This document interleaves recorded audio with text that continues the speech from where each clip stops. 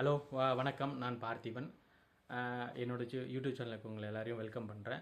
But இன்னைக்கு என்னோட topic என்னென்னு பார்த்தீங்கன்னா, ஒரு பாயிண்ட் ஒரு ஒரு ஆப்பர்ச்சுனிட்டி கார்டு விசான்ற ஒரு ஹெட்டிங்கை வச்சுக்கிட்டு நான் பேச போகிறேன். ஸோ அதில் இருக்க pro and cons and positive and negative இதை பற்றி பேச போகிறேன். அண்டு இந்த ஒரு டாப்பிக்கு 2 வீடியோ இருக்க போது.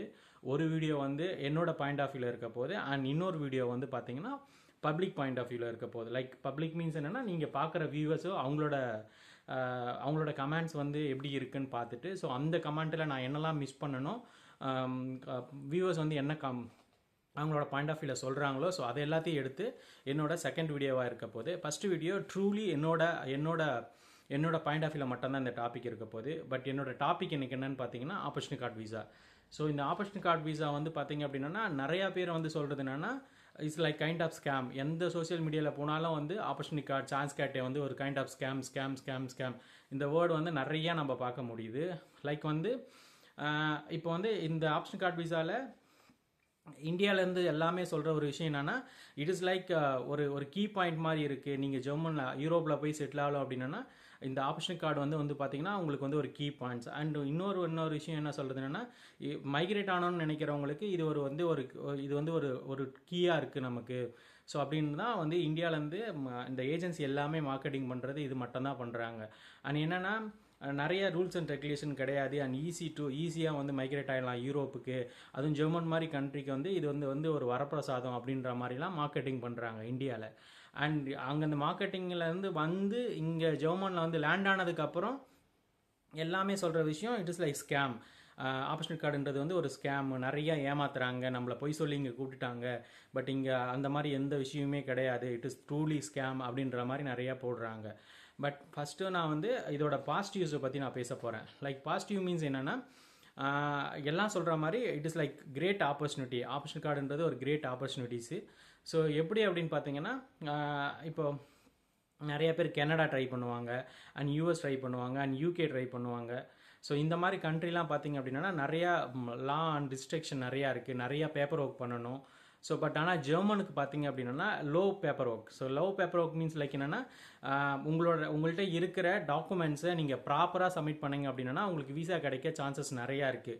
லைக் ஆப்பர்ச்சுனிட்டி கார்டு மாதிரி வீசா என்னென்னா, like there is no age bar. 45, 46, 47 ஏஜில் இருக்கிறவங்க கூட இங்கே ஆப்பர்ச்சுனிட்டி கார்டு வீசாவில் வந்திருக்காங்க. எனக்கு நிறைய பேர் தெரியும் அந்த மாதிரி ஏஜில் வந்தவங்களுக்கு. ஸோ அவங்களுக்குலாம் என்ன அப்படின்னா, இந்த ஆப்பர்ச்சுனிட்டி கார்டு வீசாவில் வந்து இந்த பாயிண்ட் பேஸ் சிஸ்டம்ஸில் வந்து என்னென்னா, நம்ம இயர் ஆஃப் எக்ஸ்பீரியன்ஸுக்கு நிறைய பாயிண்ட் 2 பாயிண்ட் கிடைக்கும். பட் நம்மளோட ஏஜுக்கு 1 பாயிண்ட் கிடைக்கும். ஸோ இந்த மாதிரி நிறைய பாயிண்ட் சிஸ்டமில் ஈஸியாக வந்து நம்மளோட டாக்குமெண்ட் எல்லாமே வேலிடேட் ஆகிடும். பட் இதெல்லாம் வச்சு நம்ம ஈஸியாக இங்கே வந்து உள்ளே வரலாம். பட் இந்த மற்ற கண்ட்ரிஸ் இருக்கிற மாதிரி இந்த கண்ட்ரிக்கு கேட்வே வந்து ரொம்ப ஓப்பனாக இருக்கிறதுனால easiest way to migrate the country. அது வந்து நான் அந்த பாயிண்ட் வந்து நான் அக்செப்ட் பண்ணிப்பேன். ஏன்னா இவ்வளோதான், இந்த டாக்குமெண்ட் எல்லாமே ட்ரூலியாக இருந்தால் நம்ம இங்கே வரலான்றது வந்து ஈஸியஸ்ட் வே. ஸோ இதை நான் அக்செப்ட் பண்ணிக்கிறேன். அண்ட் இங்கே வந்துட்டு ஸ்கேம் சொல்கிறது வந்து என்னென்னா, லைக் இந்த லாங்குவேஜ் பேரர். பட் இந்தியாவில் மார்க்கெட்டிங் பண்ணுற எல்லா கம்பெனியுமே, எல்லா கன்சல்டன்ஸுமே லாங்குவேஜ்ன்றது ஜெர்மன் போகிறதுக்கு தேவையே இல்லை அப்படின்னு மட்டும்தான் சொல்கிறாங்க. நீங்கள் ஐஎல்டிசி படிக்க தேவையில்ல, கோத்தி எக்ஸாம் எழுத தேவையில்ல, இதெல்லாம் இல்லாமல் நீங்கள் லாங்குவேஜே தேவைப்படாமல் ஒரு யூரோப் கண்ட்ரிக்கு மைக்ரேட் ஆகலான்னு சொல்லும் போது நிறையா பேருக்கு வந்து ஏஜ் ஆஃப் 35, 30 அண்ட் 28 இந்த ஏஜில் இருக்கிறவங்களுக்கு திருப்பி போயிட்டு நான் படித்து ஒரு எக்ஸாம் எழுதி திருப்பி ஒரு கண்ட்ரிக்குள்ளே போகணுன்றது ஒரு சின்ன இடத்துல லேகிங்காக இருக்கலாம். பட் அவங்களுக்கு அந்த லேகிங் இல்லைன்னும் போது அவங்கள்ட்ட இருக்க டாக்குமெண்ட் சப்மிட் பண்ணி வீசா வாங்கி இங்கே ஈஸியாக மைக்ரேட் ஆகணும் போது எல்லாரோட ஆப்ஷனாக ஜெர்மன்ஸ் இருக்குது, ஜெர்மன் லாங்குவேஜ், ஜெர்மன் கண்ட்ரிஸ் இருக்குது. ஸோ அந்த ஆஸ்பெக்டில் எல்லாமே ட்ரை பண்ணி இங்கே வந்துடுறாங்க. இங்கே வந்ததுக்கப்புறம் அவங்க ஃபேஸ் பண்ணுற ஃபஸ்ட்டு விஷயமே லாங்குவேஜ் பேரர் தான். பட் இந்த விஷயத்த எந்த கன்சல்டன்சியும் இந்தியாவில் சொல்கிறதே கிடையாது. ஸோ ஈஸியாக போகலாம், ஈஸியாக பண்ணலாம், ஈஸியாக வேலை கிடைக்கும், நீங்கள் செட்டில் ஆகிடலாம், லைஃபோட நெக்ஸ்ட் லெவலுக்கு போகலாம், இந்த மாதிரி ஒரு ஆசை வார்த்தையை மட்டும்தான் சொல்கிறாங்க. பட் இந்த லாங்குவேஜை பற்றி பேசுகிறதே கிடையாது. லாங்குவேஜ் தேவையில்லை அப்படின்னு மட்டும்தான் சொல்கிறானுங்களே. எனக்குமே அப்படி தான் சொன்னாங்க. அப்படி தான் சொல்லி என்னையுமே வந்து ஒரு கன்சல்டன்சி வந்து கேன்வாஷ் பண்ணாங்க. பட் இங்கே வந்ததுக்கப்புறம் லைக் லாங்குவேஜ் வந்து நிறையா விஷயம் சொல்லணும்னா நிறையா விஷயத்துக்கு லாங்குவேஜ் கண்டிப்பாக தேவைப்படுது. ஈவன் ஒரு பார்ட் டைம் வேலை செய்யணும்னா கூட இங்கே லாங்குவேஜ் தேவைப்படுது. So language is more important. And ஸ்கேம்னு சொல்கிற விஷயம் என்ன அப்படின்னா, நான் இங்கே வந்ததுக்கப்புறம் நிறைய கம்பெனிக்கு நான் அப்ரோச் பண்ணி எனக்கு இன்டர்வியூ கால் வரும்போது, ஸோ எல்லா ரவுண்டு முடிஞ்சதுக்கப்புறம் எண்ட் ஆஃப் த ரவுண்டு வந்து என்ன கேட்குறேன்னா, do you have any valid work permit அப்படின்னு கேட்கும்போது, நான் சொல்லுவேன் என்கிட்ட ஆப்பர்ச்சுனிட்டி கார்டு விசா இருக்குது, சான்ஸ் கார்டே இருக்குது அப்படின்னு சொல்லும்போது அவன் என்ன சொல்லுவான்னா, no we do not accept like that kind of visa, so we need a proper work permit like German work permit அப்படின்ற மாதிரி கேட்குறான். பட் நம்மள்ட்ட அந்த ஒர்க் பர்மிட் கிடையாது. நம்ம ஜாப் சீக்கர் வந்து ஸ்கில்டு ஜாப் சீக்கர் விசாவில் வந்ததுனால நம்மள்ட்ட வேலிட் ஒர்க் பர்மிட் கிடையாது. அவங்க என்ன சொல்கிறாங்க அப்படின்னா, இதை நான் அக்செப்ட் பண்ணிக்க மாட்டேன், ஆப்பர்ச்சுனிட்டி கார்டை அக்செப்ட் பண்ணிக்க மாட்டேன். ஸோ இது எனக்கு மட்டும் நடக்கலை, இங்கே வந்து எல்லாருக்குமே வந்து சம்ஹவ் அவங்களுக்கு வந்து இங்கே வந்து எல்லாருக்குமே வந்து லைக் எல்லாருக்குமே இன்டர்வியூ கால்ஸ் வருது. ஆனால் இன்டர்வியூ கால்ஸில் வந்து அவங்க முக்கியமாக கேட்குற விஷயம், but end of the section வந்து 2 விஷயம் வந்து அவங்க முக்கியமாக கேட்குறாங்க. ஒன்று வந்து லாங்குவேஜ், இன்னொன்று வந்து பார்த்தீங்க அப்படின்னா வேலிட் ஒர்க் பர்மிட் கேட்குறாங்க. ஸோ இங்கே நம்ம ஜெர்மனில் தான் இருக்கோம், வேலிடாக தான் வந்திருக்கோம், ஈவன் தோ வந்து அவங்க வந்து அந்த சான்ஸ் கார்டே விசாவை அக்செப்ட் பண்ணிக்க மாட்டேனாங்க. ஸோ இதனால் என்னென்னா ஒரு எங்களை மாதிரி ஆட்களுக்கு ஒரு 2-3 இன்டர்வியூ அட்டன் பண்ணதுக்கப்புறம் இந்த மாதிரி ரிஜெக்ட் பண்ணும் போது என்னென்னா, இட் இஸ் லைக் ஆப்பர்ச்சுனிட்டி இருக்குது, நான் எல்லாமே குவாலிஃபைடாக இருக்கேன், என்னோடய எக்ஸ்பீரியன்ஸ் எல்லாமே வேலிடேட் ஆகுது, பட் எண்ட் ஆஃப் த செக்ஷனில் வந்துட்டு இந்த மாதிரி விசா வந்து அக்செப்ட் பண்ணிக்க மாட்டேன்னு சொல்லி என்னை ரிஜெக்ட் பண்ணால். பட் இப்படி ரிஜெக்ட் பண்ணும்போது எல்லாருக்குமே என்ன தோணுது அப்படின்னா, அப்போ என்னை வந்து ஸ்கேம் பண்ணி தான் இந்த கண்ட்ரியில் கூட்டிட்டிங்களா, 12 lakhs நான் இன்வெஸ்ட் பண்ணி நான் இங்கே வந்து அக்கோமடேஷன் ஃபுட்டு எல்லாமே நான் வந்து இந்த 12 lakhs என்டையர் ஜெர்மனியில் ஸ்பெண்ட் பண்ணிவிட்டு திருப்பி வேலை இல்லாமல் நான் இந்தியாவுக்கு ஓடணுமா? ஸோ அப்படின்னு பார்க்கும்போது இட் இஸ் லைக் இது வந்து ஒரு ஸ்கேம் தான் அப்படின்னு சொல்கிறாங்க. பட் இதில் என்னென்னா அவங்களோட சைட்டில் வந்து பார்த்திங்கன்னா ப்ரீஃபாக போட்டுருக்கு. பட் நம்ம பண்ணுற இன்னொரு தப்பு என்னென்னா, இந்த சான்ஸ் கேட்டே வெப்சைட்டில் பார்த்திங்க அப்படின்னா எல்லாத்தோட கண்டிஷன்ஸ் எல்லாமே வந்து ப்ராப்பராக இருக்குது. பட் நம்ம என்னென்னா ஒரு கன்சல்டன்சிக்கு வந்து பைசா கொடுத்துட்டோம். ஸோ அந்த கன்சல்டன்சி வந்து நமக்கு எல்லாம் பண்ணிவிடுவாங்க.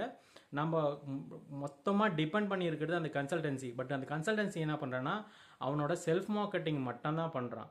ஸோ அவன் வந்து அதில் இருக்க பாசிட்டிவ் மட்டும் சொல்லி நம்மளை கேன்வாஷ் பண்ணி புஷ் பண்ணி டாக்குமெண்ட்லாம் வெரிஃபை பண்ணி இன்டர்வியூ தள்ளி ஜெர்மனில் தள்ளி விட்டுட்டு, பட் அதுக்கப்புறம் அவனோட கடமை முடிஞ்சிருச்சு. ஸோ அதுக்கப்புறம் நம்மளோட ஆரம்பிக்கும் போது இங்கே இருக்க ஸ்ட்ரகிள்ஸ் எல்லாம் பார்க்கும் போது அதுக்கப்புறம் நம்ம போய் அந்த டேர்ம்ஸ் அண்ட் கண்டிஷனை படித்து பார்க்கும்போது தான் தெரியும், ப்ளூ கார்டுக்கு நம்ம எலிஜிபிள்னா 48,000 to 300 வந்து நம்மளுக்கு வந்து சிடிசி இருந்தால் தான் நம்மளுக்கு வந்து ப்ளூ கார்டு எலிஜிபிள். பட் நம்மளுக்கு வந்து இங்கே வீசா வந்து சஸ்டெயின் பண்ணணும் அப்படின்னா நம்ம ஸ்கில்டு வீசாவில் வந்ததுனால ப்ராப்பராக நம்மளோட ஸ்கில்டுக்கு ஏற்ற மாதிரி ஜாப் கிடைச்சா மட்டும்தான் நம்மளோட அந்த ப்ளூ கார்டுக்கும் அண்ட் ஒர்க் பர்மிட்டும் நம்மளால் எக்ஸ்டெண்ட் பண்ண முடியுன்றது இன்னொரு கண்டிஷன்ஸ் இருக்குது. பட் இங்கே வந்தவங்க எல்லாருக்குமே பார்ட் டைம் ட்ரை பண்ணி பார்ட் டைம் கிடைச்சிரும். பட் ஆனால் ஃபுல் டைம் கிடைக்கிறது இங்கே நாட் ஈஸி. ஸோ இதுதான் வந்து இங்கே இருக்க சுச்சுவேஷன்ஸ். பட் ஆனால் இதை இந்தியாவில் இருக்க எல்லா கன்சல்டன்சியும் இதை சொல்ல மறுத்துறாங்க. இங்கே பாசிட்டிவ் இருக்குது, கண்டிப்பாக இங்கே பாசிட்டிவ் இருக்குது, நிறைய பேருக்கு வேலை கிடைச்சிருக்கு. பட் என்ன அப்படின்னா பர் மந்த் வந்து 2,500, 2,800, 3,000 ஸோ அந்த மாதிரி ஏரியாவில் கிடைக்குது. பட் ஆனால் அவங்களால வந்து அந்த ஸ்கில்டு லேபர் அந்த ஸ்கில்டு வீசாவில் வந்து அது வந்து அவங்களால ஃபுல்ஃபில் பண்ண முடியல. அது வந்து அவங்களால சாட்டிஸ்ஃபை பண்ணி எம்பசியை வந்து கன்வின்ஸ் பண்ணி எனக்கு வந்து நீ எனக்கு 3 years 4 years ஒர்க் கான்ட்ராக்ட் கொடு அப்படின்றத கன்வின்ஸ் பண்ண முடியல. அவன் சொல்கிறான், நீ உன்னோட எக்ஸ்பீரியன்ஸுக்கு உன்னோட ஸ்கில்லுக்கு இந்த சேலரி வந்து கரெக்டான இது கிடையாது, ஸோ நீ வந்து இந்த ரேஞ்சில் இருந்தால் தான் நான் உன்னோட வீசாவை எக்ஸ்டெண்ட் பண்ண முடியும். ஸோ அந்த மாதிரி கண்டிஷன் வரும்போதும் சோசியல் மீடியா எல்லாத்துலேயுமே வந்து இந்த ஆப்பர்ச்சுனிட்டி கார்டு விசாவில் வந்தவங்க எல்லாமே சொல்கிற விஷயம் it is like scam and all. So இதுதான் வந்து இந்த ஆப்பர்ச்சுனிட்டி கார்டு விசாவில் இருக்க பாசிட்டிவ் அண்ட் நெகட்டிவ். ஸோ என்ன அப்படின்னு பார்த்தீங்கன்னா எல்லாருக்குமே பாசிட்டிவ் தான் இருக்குது அண்ட் பாதி பேருக்கு நெகட்டிவ் இருக்குது. பாசிட்டிவ் என்னென்னா எந்த கண்ட்ரியும் ரிஜெக்ட் பண்ணும் போது இந்த மாதிரி ஃபாரினில் போய்ட்டு ஒர்க் பண்ணி ஃபேமிலி கூட்டு வந்து இமிகிரேட் பண்ணி லைஃப்பை வந்து நெக்ஸ்ட் லெவலுக்கு கொண்டு போகணும்னு நினைக்கிறவங்களுக்கு கண்டிப்பாக இது வந்து பார்த்திங்கன்னா ஒரு கீ தான். பட் ஆனால் இந்த கீழே வந்து நிறையா லூப்போல் இருக்குன்றது தெரியாமல் இங்கே வந்து மாட்டிக்கிட்டு அதுக்கப்புறம் அதை வந்து ஸ்கேம்னு சொல்கிறவங்க அடுத்த லெவலில் இருக்காங்க. ஸோ இதுதான் வந்து இங்கே இருக்க ரியாலிட்டி. ஸோ இதுதான் வந்து ஆப்பர்ச்சுனிட்டி கார்டோட நான் சொல்கிற பாசிட்டிவ் அண்ட் நெகட்டிவ். நிறையா விஷயம் இருக்குது அண்ட் மேஜரை மொத்தம் நான் இந்த வீடியோவில் பேசியிருக்கேன். பட் உங்களோட பாயிண்ட் ஆஃப் வியூவை என்னோட கமெண்ட்ஸில் சொல்லுங்கள். நெக்ஸ்ட் வீடியோ நான் எதெல்லாம் மிஸ் பண்ணணும், நீங்கள் எதெல்லாம் சொல்ல நினைக்கிறீங்களோ அதெல்லாம் வந்து அதெல்லாம் ஒரு கொலாபரேட் பண்ணி ஒரு வீடியோவாக நான் திருப்பி நெக்ஸ்ட் வீடியோ போடுறேன். தேங்க்யூ, வணக்கம்.